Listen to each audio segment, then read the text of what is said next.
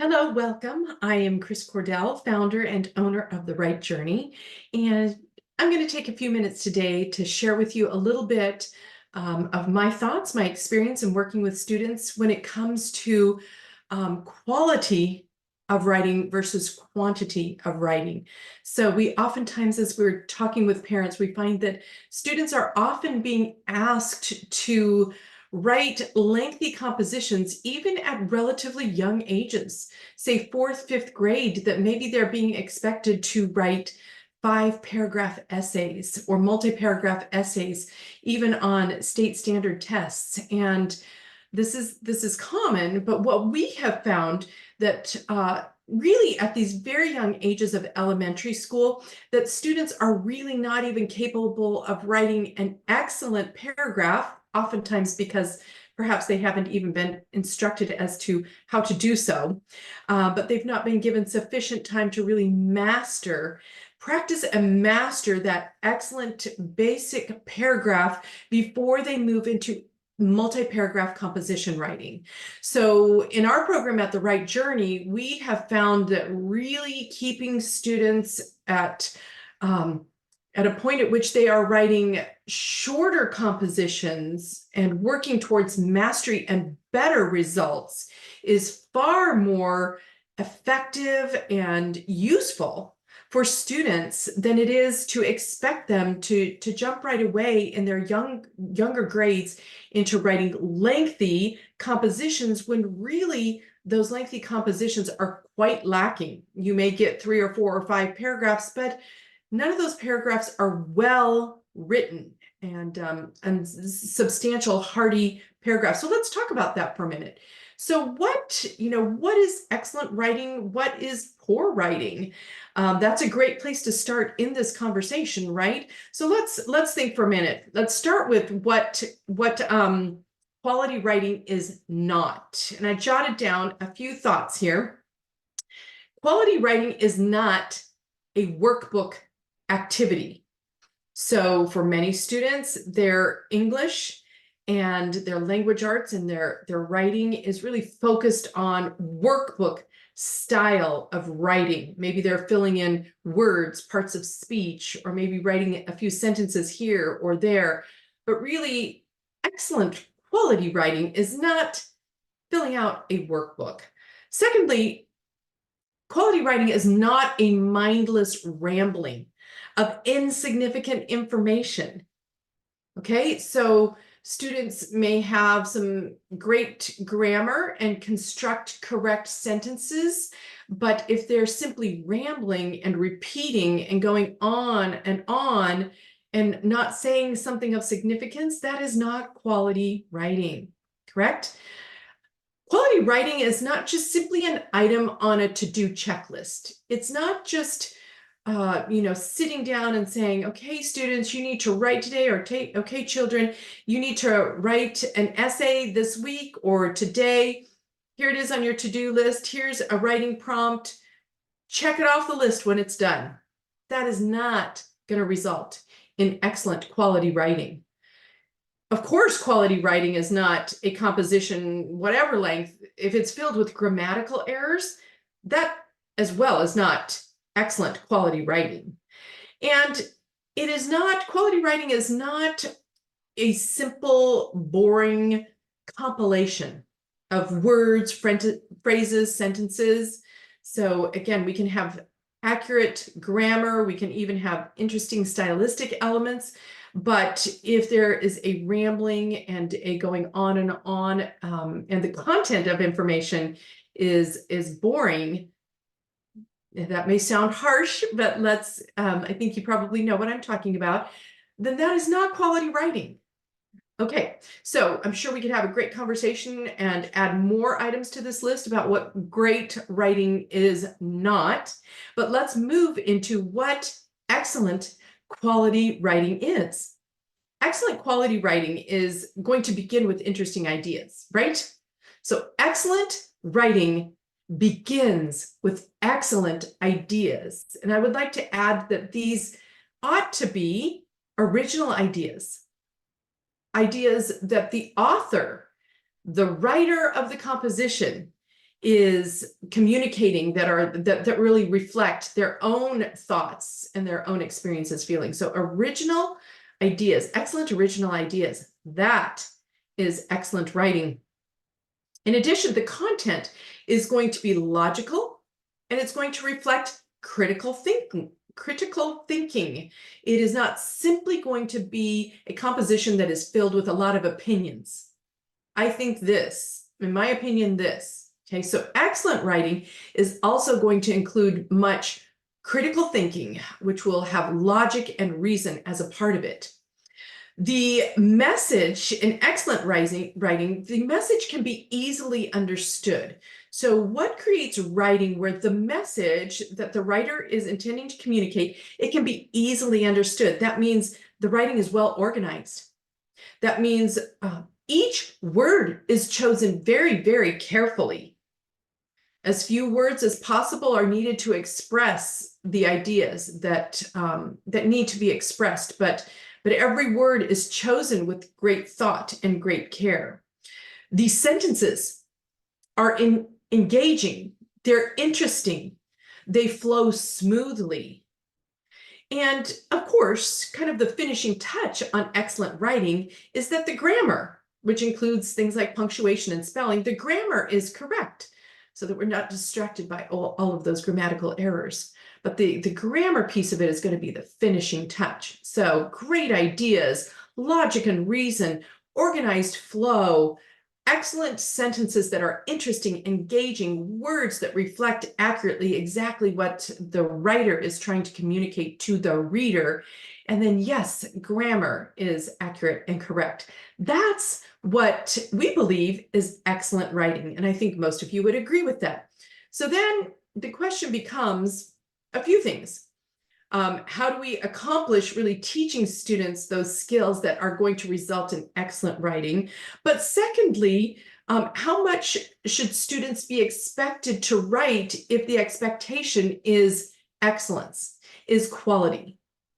Okay, so the idea here is back to where we started, which is we don't need to push students into that overwhelming assignment, the expectation that they are going to write a lengthy multi-paragraph composition at a young age, and every part of that composition is going to be excellent in the way that we've discussed.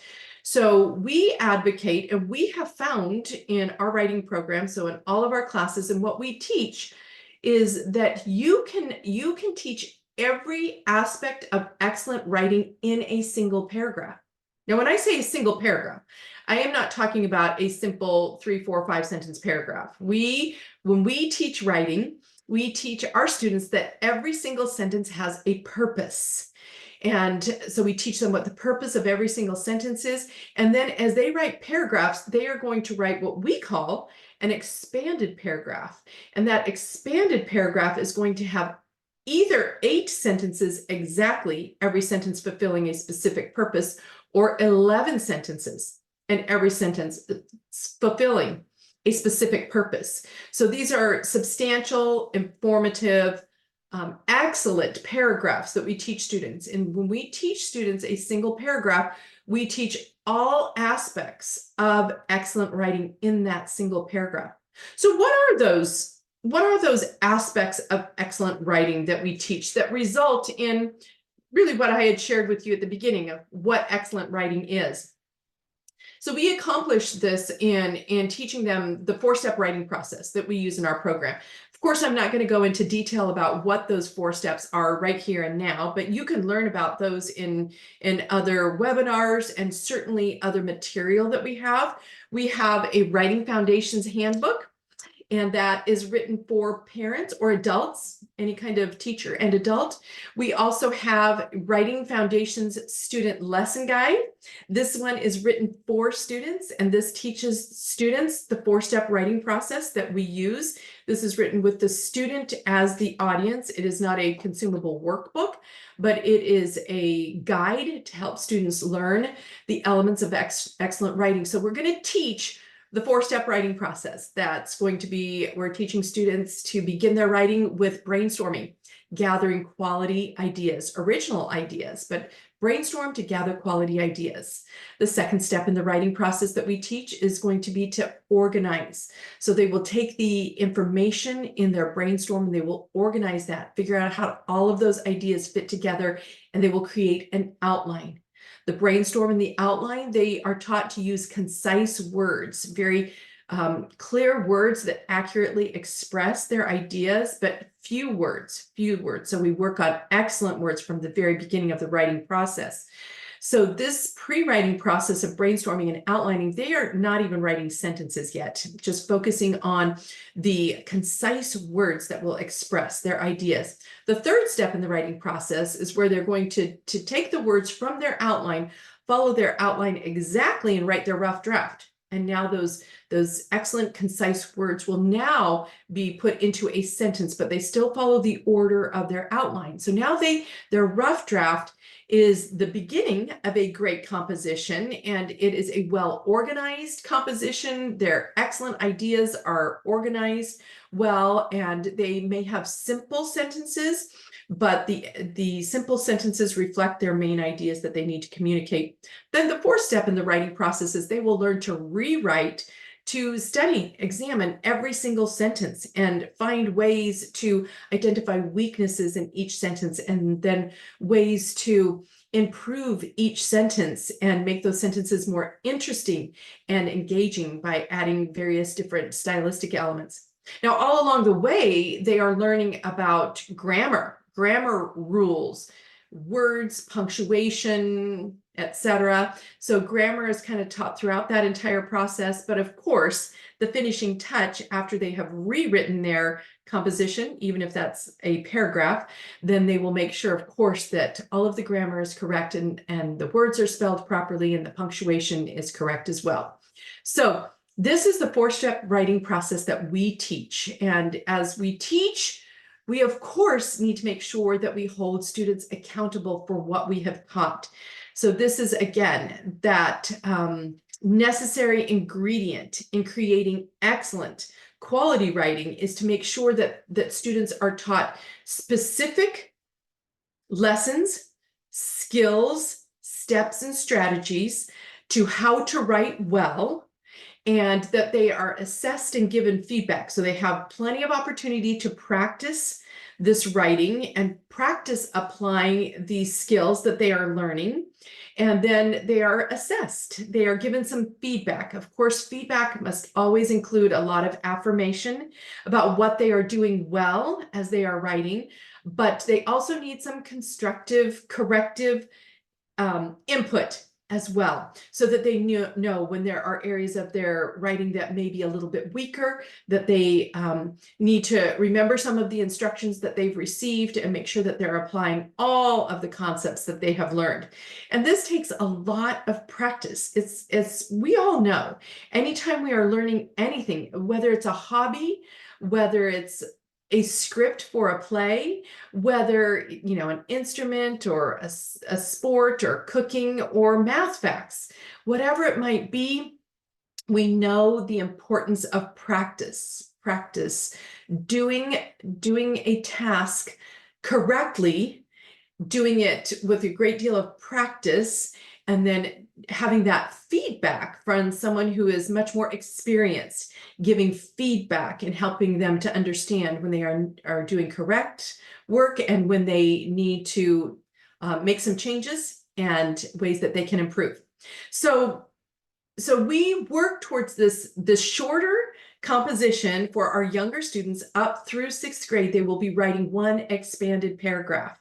Once they get to middle school, our intermediate level, 7th and 8th grade, and certainly into 9th grade, then they are learning a multi-paragraph writing process. But a lot of times, even students that are older, they benefit from learning this basic expanded paragraph first, because this is where we teach all of the elements of excellent writing, and they can not feel so overwhelmed by writing many paragraphs, not writing a great quantity.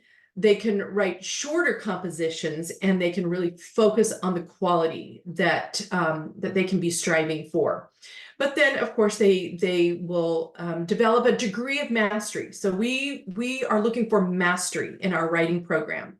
And what is mastery? How do you know when a student is developing some mastery of any concepts that they are learning? Mastery is really going to be evidenced when students are working pretty independently, when they can do they are completing each step in the writing process, or they're completing any instructions that they've been given, whatever subject matter, whatever you might be teaching students.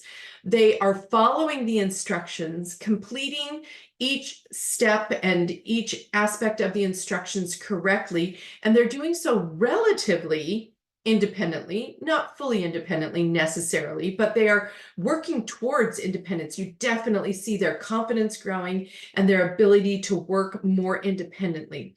Of course, their writing must begin to reflect that quality. They're articulating quality ideas very well, very concisely. They're being able to take an idea and really put words to that accurately.